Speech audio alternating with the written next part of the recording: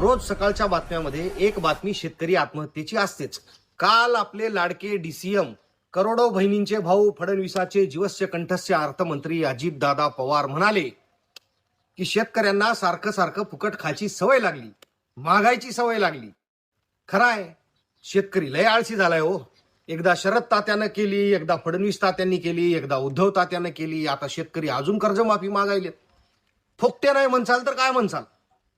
हाव बा, आम्ही फुकटे हाव, तुमचं शिकलो.